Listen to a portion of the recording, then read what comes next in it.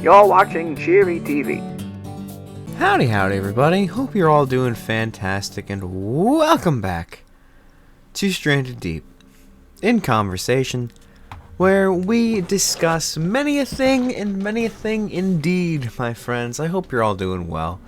It's been a splendid time over in the old Cheery TV stations. We're doing pretty good. I'm doing good. It's just me and some other people, but you don't need to know about them, because they're all the same. But yeah, hope you're doing fantastic. I'm doing mighty swell. Let's just jump into some. No, actually, before we do that, I just want to say, hope you're all enjoying the Thousand Year Door. Like, I know I've only streamed it like twice so far, but I meant to be streaming it more, and I'm going to be streaming it more. I haven't released a schedule for next week yet, but it's mostly going to be more Thousand Year Door. I want to get through the game on here as like faster than slower, because you know, I mean, the first big story game that I played for live was Pokemon, and that took months to finish. So I don't want to do that again. So I just want to get it out of the way, because then we can play other stuff on the channel, and then I can just play Thousand Year Door on my own. Like, I've been doing that, by the way. Like, I haven't gotten further than how far I've gotten on stream. But yeah, so I also hope you guys enjoyed today's extra live stream to make up for yesterday's crash. Hope that was pretty cool. Yeah, I don't know what the fuck happened there. Like, the internet went out, and I'm like, okay, I'll wait for it. And then like half an hour later, I'm like, okay, I'm still waiting for it. I guess I should just give up and pack up and go home, huh? And that's exactly what I did. So yeah, I'm sorry for the very, very short Wednesday stream. But I made up for it, I feel. I had a good time. I love Paper Mario, and so I'll probably be playing that in the entire morning anyway, so I may as well just do it live with you guys. Have fun if anyone shows up. Hope you're all doing yeah, hope you enjoy it. Hope you have a good time. And I hope you enjoyed today's episode of Stranded Deep in Conversation, where we're going to be talking about some Desert Island games, ladies and gentlemen. But before we do that, we must talk about This Week in Retail, because, ladies and gentlemen, for the first time in weeks, I've written down... Oh, fuck, god damn it. Okay, well, I thought I wrote down a lot more, but I only wrote down a couple of things. But I actually wrote down some stuff, some proper stuff with some decent story and a fun old time. So give me some slack, goddammit. Okay, but yeah. So before I even talk about This Week in Retail, I need to talk about Last Week in Retail, because I completely forgot to talk about the biggest thing that happened that week, because my brain is like mush. I don't know what happened, but I can't remember a damn thing nowadays. I walk to work every day, except for some days where like my coworkers or someone will drive me or someone will pick me up off the road. I'm a very known face in the area I live in, just because of all the, that I work in retail, and everyone goes to that same store to buy stuff. But on a Sunday, so like 2 weeks ago Sunday or something like that. It was a Sunday. It was a bit ago, so it must have been like 2 weeks ago Sunday. I don't remember. It was. Hold on, I can piece this together. That's that Sunday. That Sunday would have coordinated with that Sunday, so that's the 20th. So the 20th, right? 1, 2, 3. No, the 19th. The 19th is when this happened. I'm not stupid. I was walking to work, just kind of cruising on my own, having a good time, listening to some music, head down. Sometimes my head's up. Head was down today. Felt like a head down walk type of day for me. And I, out of nowhere, on the back of my hand, I feel something wet. Just very wet. I didn't stop. I was just walking down the road. Open road. No cars, no nothing yet. And I just feel like just a weird wetness on the back of my hand. I'm like, what the fuck is that? What just touched my hand? And I freak out. I grab my hand. I whip my hand forward so it stops touching me. And I turn around and I don't really see anything because I'm looking like eyeball height. I look down. There is the cutest, fluffiest dog I've ever seen in my life standing in the road with me. No one else, might I add, just the dog. And I'm like, what? Huh? Are you okay? Where'd you come from? There's only like one house, even close to this road, that I walked past in that time the dog hit me. So I'm like, what the fuck? Where'd you come from? It had no collar either, by the way, which is just stupid. But no collar, no real sign of life. It was just sign of life. It was alive. It just kind of showed up in the road out of nowhere, and I'm like, oh wow, you can't be on the road. Come on, buddy. I was like trying to get him to like go back home, but he wouldn't want to go home, so I had to walk over there, and he followed me because he or she, I don't really know. They were a gamer. That dog was a gamer, and I'm also on my walk to work, so I'm like texting my sister, my friends, and my like, what the fuck do I do with this dog? Do I just leave it here? I don't know what the fuck to do. I mean, if it follows me to work, it follows me to work, I guess. But I don't know where it came from because I felt it on the back of my hand. I didn't see it walking up to me, so I don't know if it came from this yard or if it was just walking around. I had no idea. So I'm just there in this person's fucking yard, being like, oh, you don't know what to do. And I try knocking on the door, knock on the door. No one's fucking answering the door. I look inside, completely empty. The house is completely empty. I'm pretty sure it's because they were at church, because it was a Sunday, and this is a very church-going area. So my headcanon at that moment was they went to church, and they left their dog outside to just do their business and have fun, but they didn't fucking leash him for some reason. So I'm like, alright. Hopefully this dog wants to stay here, and it did. It was while I was there, like I was there for a good while, like 20 minutes at least. He was very chill dog. He was just, and again, he was the sweetest dog too. They just wanted some little pets. Like every time I stopped petting him to like text, like to see what the fuck was going on, like he was rubbing their face into my hand, and it was so cute. Such a little dude, and I loved him. He was awesome. He's a big fucker. I might put a picture up. I might not. I forget. But. Very cute dog, very great dog. Has a very good time. Very good. It was very interesting. But yeah, eventually the consensus, from my manager just said ride the dog to work, which I thought was pretty funny, but that wasn't what I did. The general consensus otherwise was if the dog is chilling in this person's yard, which it was like laying down, just being baller. It must feel pretty safe there, so you can it's probably their house. I'm like, yeah, that makes sense, especially because it's the only fucking house here. And I don't want to just rip this dog out of the lawn if it's their dog. Like, I don't know if people work here. So I was like, alright, I trust this. This dog seems pretty chill. Bye, dog. Like, I say bye, and I go walking. And he starts following me again. I'm like, shit, okay, you need to go. So I stood there. He's like, go back. I like pointed and I go. I don't even know what commands it knows, if it knows any. So I'm just like, go back home. And they just look at me dumbfounded. They're like, hey, how's it going? And then the further I get, they're like, wait, no, you're leaving? Oh, dang, okay, well, bye. And so, but instead of saying like bye and going back into the yard, he starts fucking going into the road again. He sees a bike going down the opposite end of the road, so he starts walking in the road like, oh, there's a bike over there. Oh, there's a car over there. And I numerous times had to full sprint back to this dog so that way it wouldn't freaking run into the road and get hit by a car or something. I was like, Jesus Christ, because the only time he got out of the road was when I was running towards it, so he's like, oh, he's gonna pet me, this is a good day. It's a good day to be me, dog. And eventually he ran into the field on the opposite side of the road, and I just slowly, step by step, backed up while staring at them until eventually they turned around and just went to go back into the yard. And I'm like, oh, thank God. Okay. Everything's fine. It's all good. And I get to work like 20 minutes late, and a few hours go by, and then one of my coworkers says, hey, there's a Facebook post about this dog online. And I'm like, what? No, you're fucking kidding. And I look at it, and it's like, oh, does anyone know who this dog is? They were over here, and I was like, that was a little bit further out from where I left them, so they were just on the move. And as far as I'm concerned, I believe they figured out who owned the dog. I was on top of that Facebook post for several days, and a lot of people came forward saying, I think I know who it is, I think I know who it is, I think I know who it is, I think they all led to the same person. So they're pretty sure they got their dog back. And if not, that dog is definitely safe, because they got the dog. Everything's good. Everything's cool. Doggy cool.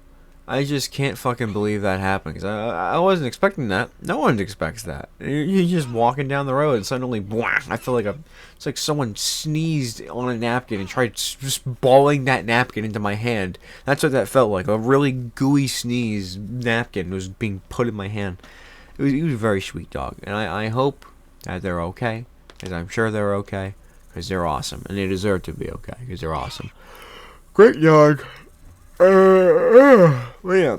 So that was just fucking insane. That was a weird ass time, and it wasn't the only time. These past couple weeks where I have become tragically late for work. Because that same week, actually, Friday, I went out with my sisters. When did I go out with them? Early in the day, I think. Yeah, it must have been early in the day. Oh yeah, that was one. Yeah, okay, yeah, it was early in the day. And sorry, my head's a tizzy. And we went out to some places. We went to like an ice cream place. I didn't really care for ice cream, but I did actually enjoy their ice cream. Cold Stone Creamery. Everyone, I'm pretty sure it's a well-known brand. Very, very solid, very delicious ice cream. I had cotton candy, and I ate it with their tiny little, like tester spoon, because I didn't want big gulps because it hurts too much to eat. Ice cream, I mainly used to like because it's cold. The flavor is okay, especially the cotton candy one. That was okay. Vanilla is chocolate's the cotton candy one pretty good, pretty solid. But I got some of that. We went to GameStop. Got Paper Mario, obviously.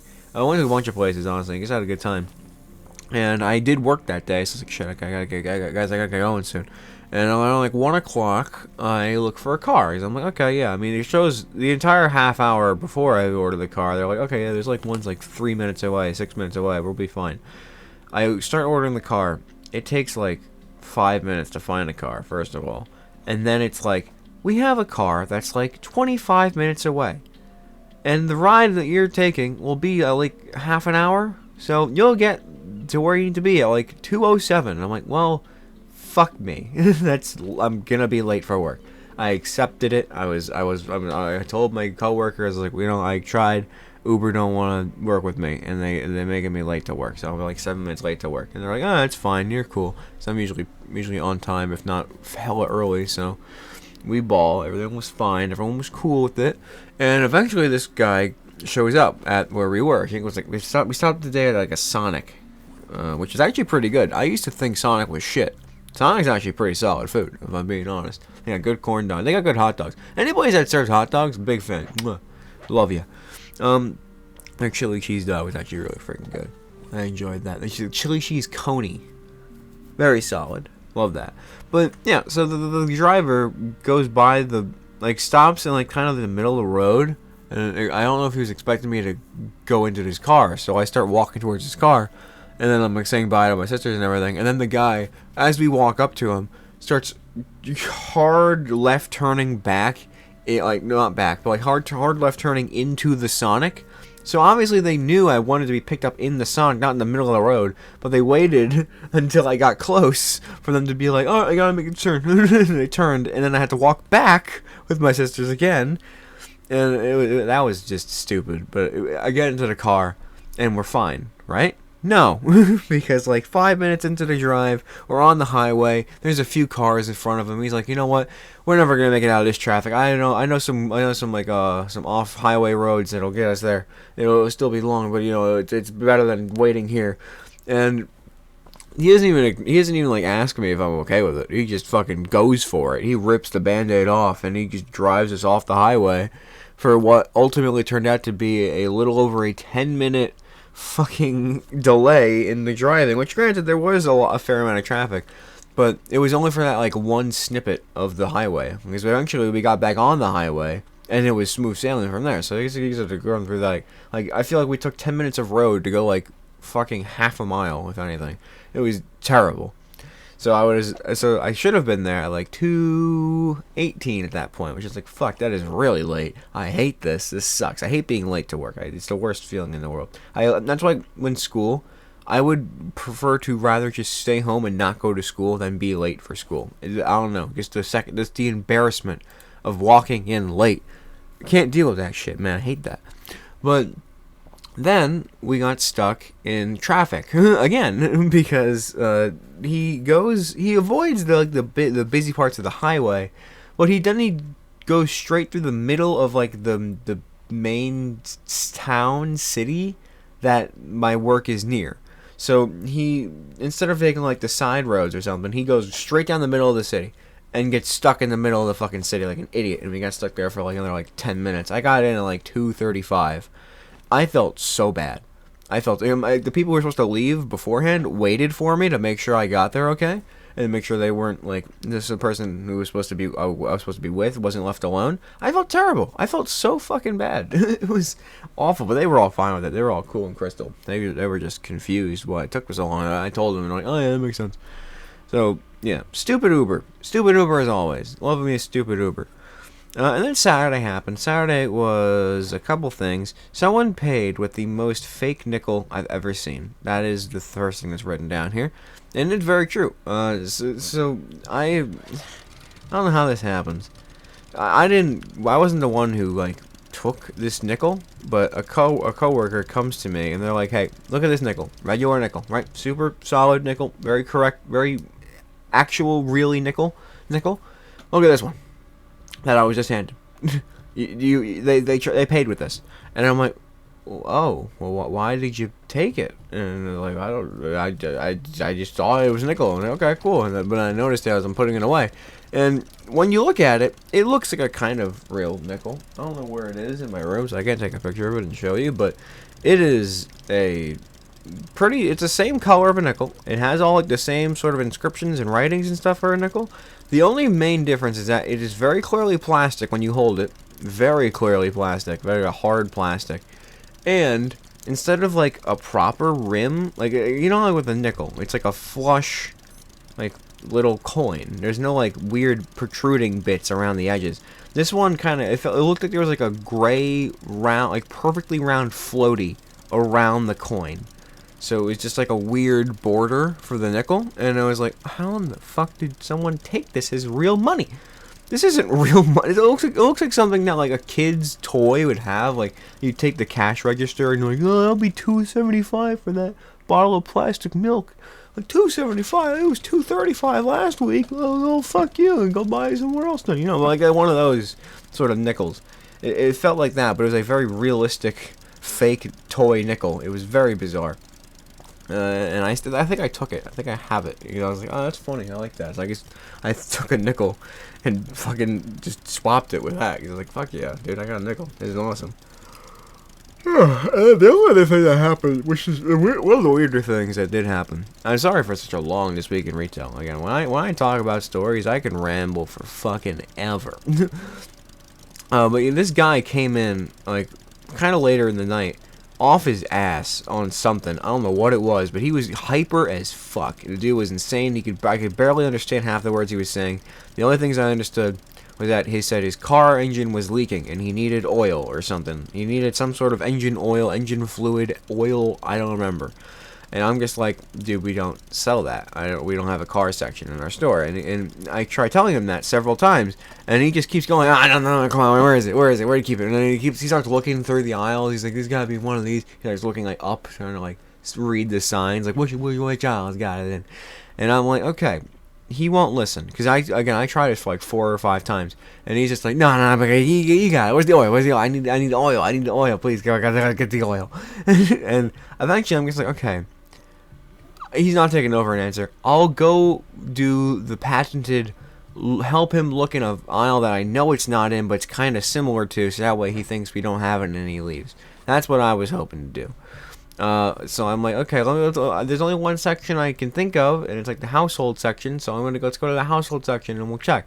And we go over there, and he starts looking around, and I start looking around, and he's like, this is the household, this isn't car, where's the car stuff, man? You brought me to the wrong section, what are you doing? You stupid or something, man? What are you doing? I'm like, why you bring me here? And I'm like, okay, what? Dude just bluntly calls me stupid. We're in the middle of the trip. I'm trying to help him, and I'm like, "Well, I told you there's no car section, so obviously I just tried looking here because it's the closest place we have." And then finally, somehow, it clicks in his brain. Oh, there's no cars. Oh, okay, I'm so sorry. It's okay, whatever, man. Which is fine. It's fine. You know, I got some other things to grab. I'm gonna go grab them. I'm like, okay, cool. So he just fucking went to grab a few more things and just didn't care at all that he just went from, what the hell, man, why are you so stupid, you're crazy, you're so stupid, oh, I need oil, like, oh, okay, I'm gonna grab some like snacks in a notebook or something. And he buys these things, and as he's checking out for these notebooks and chips and stuff, He's like, oh man, you brought me over there. Why'd you bring me over there, man? I don't even understand why you brought me over there. Like, why are you? You seem so nervous. Why are you nervous, dude? Why are you nervous? Calm down, man. It's fine. You're so nervous, man. I'm sorry. You're so nervous. And he just repeats that over and over until the thing is over. Like, I finished helping him check out, and then he leaves. Just leaves. No more talking. He's like, all right, bye. Leaves. Super pleasant, positive guy. He was just very confused and confusing. And I don't understand what any of that even was. It was the fucking weirdest conversation I've had. And I think I've seen him before, and he was not crazy like that before. So I don't know where the hell that came from.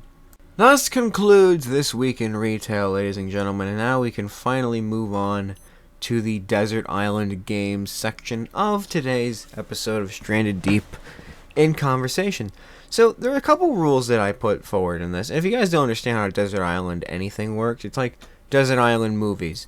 You can only bring 5 movies to, and like if you're stranded on an island, you can only bring 5 movies. Or a Desert Island dish, you can only bring like one type of meal. Like you can only bring one type of food for the rest of your life. What are you gonna eat? You can only bring 5 movies. What are you gonna watch for the rest of your life? You know, that sort of stuff. I took that idea, which I'm sure other people have done before, and put it into video games. So Desert Island games, these are the games that I would bring with me on a desert island if I had to. And there are a couple rules that I made, and that is we're going by genre. So there's more than 5. There's like probably 20 on this list or something. We're going by genre. You can only bring 1 game per genre. And if a game counts as several genres, I get to choose where it goes into. So like, for instance, if you choose like a shooter game, like, the first section I have here is FPS, like first-person shooter. But a lot of the first-person shooters are also kind of action games. But action is its own category. So I can put an FPS game in FPS and still have action, if that makes sense. So, I guess we'll get started with that first one. First-person shooter. That's all the rules, by the way. It's pretty straightforward. You just kind of choose a game from a category you like. And if I'm being honest, I'm sure if I really remembered half the games I've played in my life, I could probably put better games on this list, but I do think all these are pretty big staples for me, so I'm pretty happy with my choices. For FPS, first-person shooter, if I was to keep any first-person shooter, only one, I can only have one first-person shooter, I would have Call of Duty, Modern Warfare 2, or Call of Duty Ghosts. And I will say Ghosts made it on the list first, because I love the perk customization of like the multiplayer shit. Like you can have a bunch of like different, like the way they did perks was very fun. It's like, yeah, like it's like badge points in the 1,000-Year Door. You have like a certain amount of points you put towards perks, so you can have like a bunch of shitty tiny perks, or you can have like a couple of really big awesome perks. It was just a really cool system, and I love that. And that's the main, and also like the maps are fun and the game's fun. And that was probably the one that I played the most multiplayer with my brother and my friend at the same time. So like 3 of us playing the game. Because I was a I was a local multiplayer type of guy. We didn't really have like online memberships for anything, so we couldn't really play anything online until we got like a proper gaming computer. So before that, it was kind of just local single player, local multiplayer on split screen. So it was kind of wild, and Ghost was the main one for that. And I also have a lot of good memories playing Ghosts. But Modern Warfare 2, I will say, and Modern Warfare 3, that whole like Modern Warfare series is pretty good. But I would probably, because I don't know, that's a good point. Because Modern Warfare 2, I love it because it has the museum. The museum is one of the most fun things for me. You can just take any weapon, and you just hit a little button in there, and then bada bing, bada boom, everything goes to shit, and you have to fight everything in that museum section, and it's awesome. I love that, and it was so much fun. It's like a little mini survival game. Like the campaign for Modern Warfare 2, amazing too. The multiplayer, very fun. Maps are awesome. The special ops challenges modes, very fun, very cool. Modern Warfare 3 had survival. And I think I pestered my brother to play survival Modern Warfare 3 more than anything as a kid. So I don't know if that cuts above both of these actually, because that was insane. I love Modern Warfare 3 survival mode. I wish I still had Modern Warfare 3 so I could play that right now, because I forgot about that and I miss that so much. That was on. You know what? I think that takes the cake, because I love like I love games like that where it's just kind of like you survive as long as you can. That's fun, like a roguelike sort of thing. Very fun. It's not really a roguelike that time. It's more like a wave, like a boss rush sort of game mode. But it's very fun. The Modern Warfare 3 Survival, if you haven't played that, give that a try. You will not be let down. It's very fun. But so yeah, first person shooter, Call of Duty, but again, a lot of them are pretty similar. It's just the little things about them. But if I had to choose one, it would probably be Modern Warfare 3 actually, solely because of survival mode, because there's a lot more replayability with that one. Like with Ghosts, you can only customize the perks so much, and there's really nothing else that's too fun to do. Like, it's about the same game as any other Modern Warfare game after that. Modern Warfare 2 is really fun. The campaign, I do think is better, but I do really enjoy the survival mode of Modern Warfare 3 more than the other stuff from Modern Warfare 2, for sure. So I think Modern Warfare 3 actually. I didn't have that one written down. I just kind of remembered that as I was thinking about it. So there we go. Call of Duty Modern Warfare 3 takes the first-person shooter category. Now we move on to Battle Royale, sort of keeping in the sort of shootery aspect. This one was pretty easy for me. Apex Legends definitely takes that list. I don't really play Battle Royales much anymore. Not too big of a fan of them, if I'm being honest. But if I do, I will take an Apex Legends because that is a very, very fun game. I'm going to try to speed up on a few of these because honestly some of them are kind of basic. So Apex Legends, it's fun. It's the only Battle Royale that I've really gotten into. I haven't done Fortnite or PUBG or any of the other ones. I've only really done Apex Legends, and I gotta say, it's good. It's very fun. We only got into it I was like season 4 or 5 or 6, somewhere kind of early, but late enough to know how the game was sort of progressing, and my friends just kind of wanted to play it. I didn't even want to play it. My friends wanted to. I'm like, all right, fuck it, we'll do it. And we got hooked pretty quickly. And it was a lot of fun for a while. Then one of my friends is very notorious for just kind of wanting to play a game for so long, and then once I finally start getting into it, he gets out of it. So Apex Legends was a big one for that. So we played less and less, and now we just don't really play it at all. But it is still a very fun game regardless. All the new Legends have been pretty good. I haven't played with the most recent couple. The last one I can remember really when I remember playing a lot when they first came out was Valkyrie, but that was a while ago now at this point. So I'm not too refreshed on that. Roguelike. This was a tough one because roguelike is arguably my favorite genre of video game. I love starting runs. I love a story game, but there's not a whole lot of replayability with a story game. Once you play it, you kind of play it. So with roguelikes, every time you play, it's like a new story for your game. It's like a whole new story game. So like Death Road to Canada is such a fun game. Slay the Spire, such a fun game. And each one plays out like a little story for you. And then ultimately you either win the story or you don't, and then you have to do it again. Or if you win, you say, hey, I'm going to do it this time, but with these things instead. And it's really fun. I love roguelikes. Roguelikes are genuinely my favorite genre of video game, period. End of story. At least for replayability. There are some really good story games, but I think roguelike is my favorite genre of game. With that said, my favorite roguelike, and the one I would want to bring them anywhere the most, is undeniably Streets of Rogue. I love Streets of Rogue so much. It is a game. The only reason I know of Streets of Rogue is because I got the 2019 Game Informer at the end of the year, where the people who wrote Game Informer wrote what their top 10 games that year were, and 2 or 3 of them I mentioned Streets of Rogue as their second or first favorite game, and no one else even mentioned it at all on the list. So I was like, oh, that sounds fun. Streets of Rogue, that sounds cool. And I look it up, I'm like, oh, it's cheap, it's pretty cheap. Oh, it looks pretty fun. I love pixel graphics. I love that sort of graphic style. One of my favorites. And I'm like, holy shit, this looks fun. And I played it, and I played it, and I played it, and I got hooked, and I loved it. Character classes, one of my favorite things in any game. That's when I played Death Road to Canada for the first time. I didn't have people characters. I had classes. I had the soldier, the medic, the this, the that. I just enjoy that style of game a lot. It's what can this character class do for me? So Streets of Rogue immediately knocked me into joy when they had 32. They had 8 unlocked and 20 or 12 unlocked. and then like 20 more you could just get as you played the game. And I'm like, holy shit, this is awesome, because each character class plays so differently in such a positive way. There's no character class that I disliked playing in Streets of Rogue, period. Even Investment Banker, who is just you literally just are hindered. You just have to take drugs constantly, or you're crippled in the game. I don't know. They just made it fun, and it's just a fun atmosphere. And I am so excited for Streets of Rogue 2. I know Thousand Year Door I've been really excited about. This one, that's been a slow rolling for me. I've been like waiting for years for this game to come out, like a re-release for it. This, Streets of Rogue 2, is my most anticipated game that I've only just recently discovered is going to exist. Like, of the year, I guess I should say. But I'm very excited for the sequel. It's apparently supposed to be a very, very different game, but it has a lot of the same concepts and shit for Streets of Rogue, so I'm excited.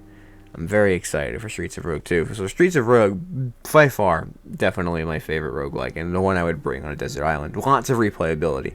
If you're going to bring any game to a desert island, you probably want it to be a roguelike, just because there's so much replayability. Because you can play a story game over and over, but it gets less impactful as you play it. With a roguelike, you just keep grinding it, you keep playing it, and you just, every game, even if you're just doing it to grind, it doesn't even feel like a grind, because you're playing out a whole new story. And sometimes those grind games go farther than your non-grind games, and it's just awesome, and I love it. Fighting game, so like Mortal Kombat, Multiverses, Smash Bros, that sort of stuff. I went with an off-the-wall one, I think. Stick Fight. I love Stick Fight.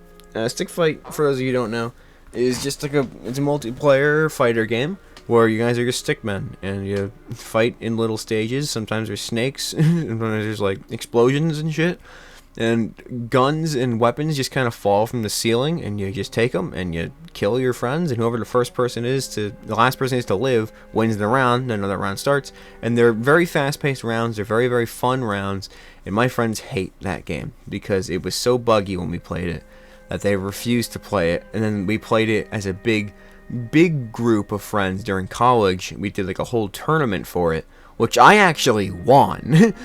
I felt so good winning that, because I didn't think I was going to. The first game I played of that, I failed so horribly, but then the rest of them, I climbed my ass back to the top of the list, and I beat the guy everyone was expecting to win. I beat that asshole, and I won. So in that Discord server, I still have Stick Fight 2022 champion, 2021 champion written on my thing. And I'm proud of that. I'm more proud of that than anything. And ever since then, I have not played the game since, because no one else wants to play it. Not because they think I'm just going to kick their ass, but because they just think it's a buggy piece of shit game. Which is, like, if you're going into it trying to have a proper, like, fighting game experience, you're probably not going to have a good time. If you're there just to dick around and have fun, good dick around and have fun game, for sure. Lots of fun. Adventure game is the next genre in my list, and I went with a classic, Red Dead Redemption 2. I say classic. I guess it's been a few years since it's come out, so I feel like it might count as a classic. I don't know. But it's definitely an obvious pick, because it is... I didn't think of it as an adventure game, but when I typed in... I had to... For a lot of these, I had to look up, like, examples of the type of game, so I knew what to put in this list. And one of the first ones that popped up was Red Dead Redemption 2, and I'm like, oh god, absolutely, that's a pick. I cannot tell you how hooked onto that game I was when I first played it. Every waking moment, like there would be, like, I got that when like COVID started hitting, and like lots of schools, like my school, especially in high school. It was like my last year of high school, and we started doing online classes at home because we literally couldn't go to school.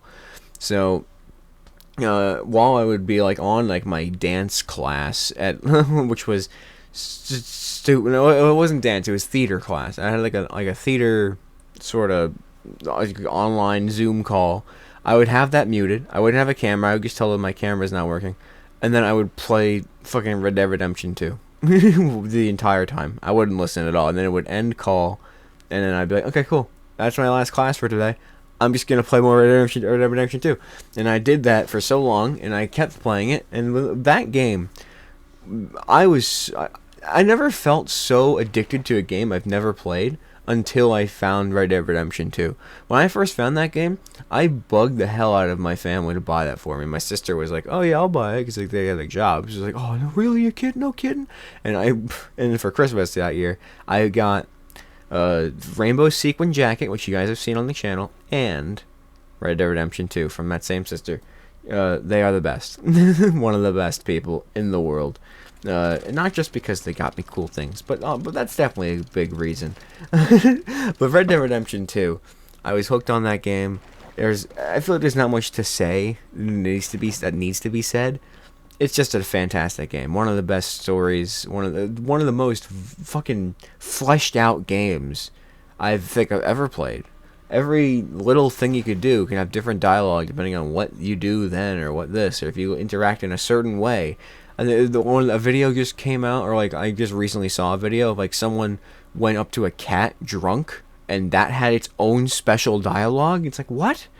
They literally thought of everything with that game, and it shows. It's a beautiful, awesome game. The online mode sucks such hot ass, but hey, it's fun.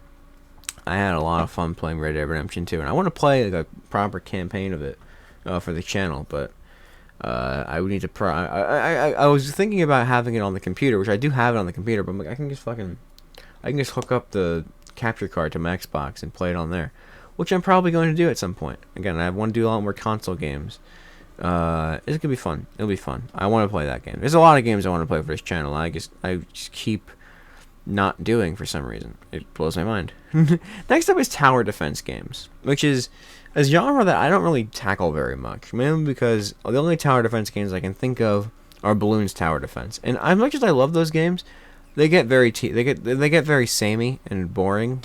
So like it's like a roguelike, except it's just like you do literally the exact same shit over and over again. Like if you played a roguelike like Slay the Spire the exact same way over and over again, you'd get bored of it pretty quick. With Bloons Tower Defense, you have to play it the same, because there's one method that'll get you to the end. Like you might like the fucking stupid regular dumb dart monkeys like me. Like you can put down as many of those as you want.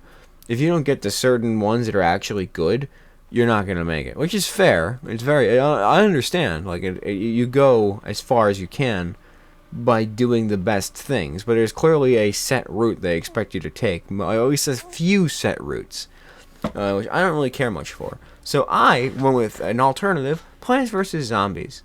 I love Plants vs. Zombies. I love the entire franchise. Garden Warfare 2, me and my brother played the shit out of that, and me and my cousin played the shit out of Plants vs. Zombies 2. But me and my sisters, me and my everybody that I have ever known, have played the shit out of Plants vs. Zombies. This is the regular first one. Even like the versus mode. I don't know if many people know that. There's like a couch versus mode. Like one person was like the plants and they had like 5 plants, and one person was the zombies. They had like 5 zombies, and they just tried to kill each other. Like the zombies would spawn zombies, and like they'd eat brains, and then this plant guy would plant plants and just see who could win. It was awesome. It was genuinely super cool. But just the entire game was awesome. And I liked that it was a story game. I feel like that is how my preferred tower defense game. It's a story game that progresses gradually, and it actually there's a very set amount of shit that you do, and then you unlock a new thing, and you can do cooler shit, and then you keep going and going and going. Not like to the level of Plants vs. Zombies 2 where it just goes forever, but like enough where it keeps your interest and it gives you more things to work with. And I love the whole game loop, the gameplay loop of that is very, very fun. And eventually it stops, and you can either go back, or there's like some like extra mini game modes and stuff. Very, very cool. And it also had the encyclopedia for like all the little plants and all their little dialogues and extra flavor text, which is one of my favorite things in gaming to this day. Is that like plant encyclopedia? Love that shit. Next up is platformer games. Okay, I really need to speed up. Jesus Christ. We're probably gonna have to do a part 2 to this, if I'm being honest. Might do Desert Island Games 2 somewhere down the line, but we'll keep going for now. Platformer games, this is a no-brainer for me. New Super Mario Bros. Wii. There's only a few platformer games that are really out there that I consider fun. Like, I know there's like Banjo-Kazooie, which I didn't really get into. Like Rayman games, I think were kind of platformers. Every console has their own platform, but nothing beats Mario in my opinion. And I love most Marios. I don't think I've played all Marios, but I love everyone that I've played. And the one I love the most is New Super Mario Bros. Wii, because that is the game that me and my sisters and my brother, my family, played when we were kids. We played the shit out of that. The penguin suit and the propeller hat were like some of the most iconic things in my brain when I think of Mario. Those two things, and it's a shame that the penguin suit has been just blipped out of existence. Nintendo just refuses to recognize it anymore. Like, what the fuck? I love the penguin suit. It was awesome. Bring it back. But yeah, it was just such a great game. It's such a great game. And I recently played it again with my sister. This is my sister's a couple months ago, a few months back. And we got a whole new copy of it, and we played the shit out of it. We would every night after work, we'd all gather in my room, and we just bang out a world in Mario Wii, and it was fucking awesome. It was so much fun reliving that and just having that experience again, because I haven't really had a couch co-op platforming experience since when we first played New Super Mario Bros. Wii, which is like years and years ago, and that was so much fun. And redoing that brought so much joy to my soul that I'm very happy to have done that, and I love that game. It is such a it still stands up today like as one of the best platformers. Like it's so good. I love it. It's great. And I know we see Mario Bros. Wii U is like the one people know more, probably because it's the one that's in Mario Maker, which bold dumb choice might I add, but whatever. That one's fun too. I did enjoy that one. We have that as well. We played that. We finished that. That one was fun. I do like Wii more though.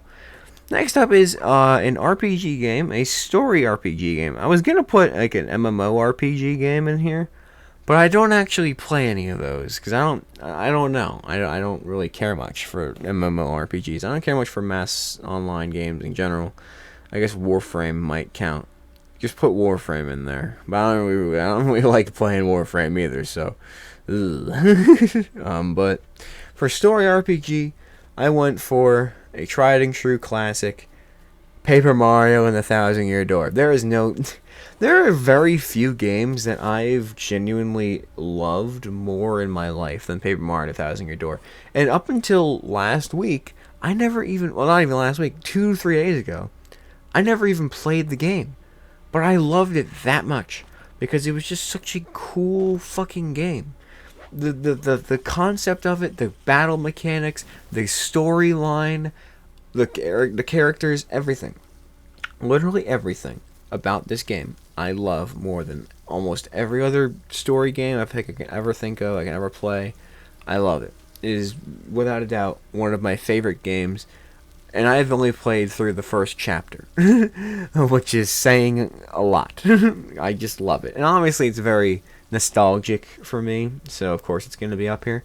But it's weird that it's nostalgic because I never played it. I will say, I did play it once for like 10 minutes at my brother's friend's house. After he was like, hey, I have a GameCube, you want to play a game? And what do you got? And he says, Paper Mario. I'm like, oh, no way, I can finally play this game. I've been watching for so long, I never actually seen to the end. I can finally play it and see how it does, how the game feels. Played for 10 minutes, booted me off, and then he played the game for like an hour, and I always watched. But it was awesome, though. It was cool. And I love that shit. I can't say I miss it, because now I can play it. It's great. I'm so happy. This is one of the best games I will ever play. And even if it isn't, even if other games are better than it technically, or like just comparatively, I don't care, because everything about it just screams happy in my heart. So, without question, that is one of my key Desert Island games. Another RPG game that I could not list, so I made a whole different section for it, is Pokemon. What my preferred Pokemon game would be. And I chose one that no one would probably ever choose. Pokemon X. I chose Pokemon X. Not even Y. Not even the cool gamer guy Y. No, I chose X. When I was a kid, I love Pokemon. I never played a Pokemon game until I got Pokemon X when it first came out.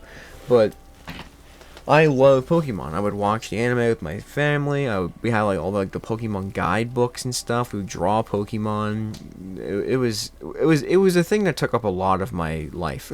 I would play like the stupid Cartoon Network Pokemon games, like the sliding puzzles for like the Sinnoh starters and stuff. Just a bunch of stupid shit.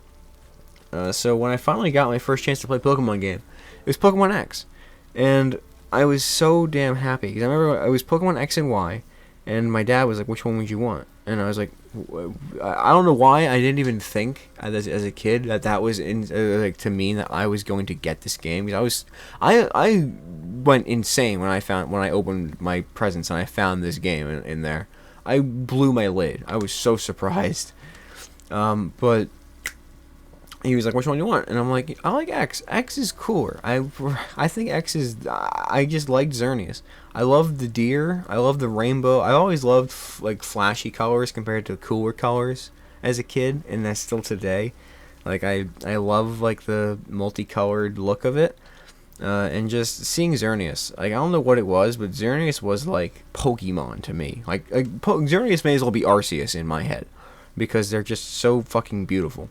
And actually, to this day, on my computer for like Steam Workshop, like the Steam wallpaper engine thing, my one monitor is Xerneas with like some sparky lights and stuff, and the other monitor is Yveltal, and with those like red sparky stuff, because it is genuinely just one of my favorite games. Like I love, like as much as people rag on the story, which is kind of fair, I loved it. I still do love it. I played through it numerous times, pretty recently too. Love it. Great game. I love the characters, which I know is another thing people don't really like. I love like the Mega Evolution. I love all the new Pokemon they introduced, and I love how they handled like the roots and stuff. I think like they did the roots and like Pokemon within the roots the best out of every generation. If I'm being completely honest, at least all the ones I've played. It felt fresh going into every new route. There wasn't constantly like a bunch of Pokemon that you've already seen before, and there's like a couple new ones. No, there was it was like a whole slew of genius and fun stuff, and they did the Pokédex so well in that game, and I just had a lot of fun playing Pokemon X. And Y is good too, but I just like Xerneas more, so I went with Pokemon X for my Pokemon pick. And with that, I think we're actually going to leave it there. I talked about what? 1, 2, 3, 4, 5, 6, 7, 8, 9. Okay, we'll do one more. We'll do arcade game for the final one. So arcade game, like Pac-Man, Miss Pac-Man, Galaga 2, Dig Dug 2, or my pick, Dig Dug. I love Dig Dug. I think Dig Dug is easily my most favorite arcade game. It's also the one I'm the best at. No surprise to why I like it so much. Dig Dug is fun. Dig Dug was like the one that I played as a kid. Like when like my sisters would play Pac-Man. One of my sisters would play Pac-Man. One of them would play Galaga, and then I would be playing Dig Dug. And Dig Dug holds up so hard. And I have a poster Dig Dug on my wall, and I even have like a tiny Dig Dug arcade machine that I play pretty regularly to get my Dig Dug fix, but I also have it on my Xbox, so I can play Dig Dug almost everywhere. In my room and house, I can play Dig Dug, and eventually I just want to have a huge fucking arcade machine with even if it's just Dig Dug on it. I want that because I love Dig Dug. It is the best. It is such a fun game. You just kind of dig around. You gotta like kill all the little monsters in your ground for whatever reason. There's in the ground. Pick up some fucking vegetables along the way, and you have a great ass game. And there's so much fun to be had with it. It is one of the more addicting ones for me, because even if I die in a run, I'm like, oh damn, I can get further. With Pac-Man, I feel like Pac-Man's very similar. It's just that I feel like there's a lot more complexity to beating a level of Pac-Man than beating a level of Dig Dug.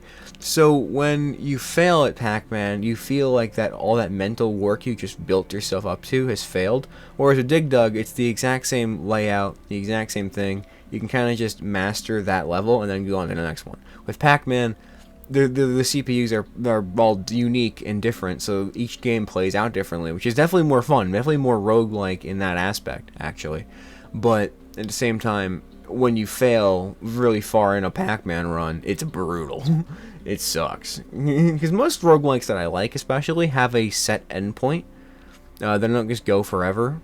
I feel like that would suck. Because like building up for all that potential, only for it to fail out of nowhere, unbeknownst to you, like not because you did anything wrong, it's because the game decided to play a little differently. That sucks. Hate that.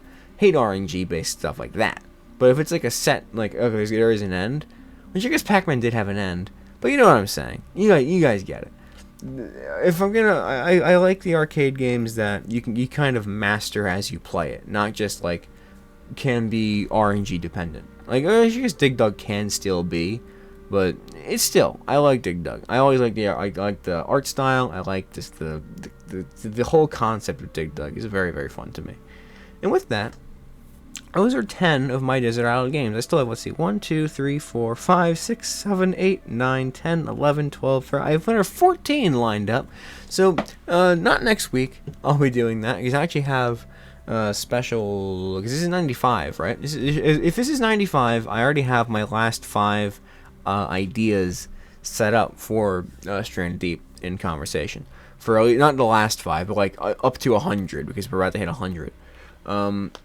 I just feel like that will, I guess I shouldn't really, I guess it could, I guess number 101 will be the celebration one, because I have an idea for these next 5 already, but after those next 6, so come back in a couple months, and we can talk about this, or actually, maybe I'll just talk about the rest of these, on like a live stream or something, like on Friday. We'll just talk about it as we go through live. Maybe that'll probably work a little bit better. Just so that way you don't have to wait 2 months to hear the rest of this list. Yeah, it's fair. We'll do it like that. Yeah, so it won't show up on a Stranded Deep unless I still do it eventually later anyway. But yeah, those are some of my Desert Island games, and honestly, they're probably the more there's a lot of these I actually would consider more that I'd rather have than other ones. Like I wouldn't really need Call of Duty. I wouldn't want Apex really. I don't really need Stick Fight. A lot of those games though definitely belong on that list. So those are some of my games. Let me know some of your games that you would bring in a Desert Island situation. For those categories that I listed or otherwise, you just give me your pick. And that's about all I have for you today, ladies and gentlemen. So I hope you all have a good rest of your day. And thank you for tuning in to this episode of Stranded Deep in Conversation. Take care now, everybody. Bye-bye.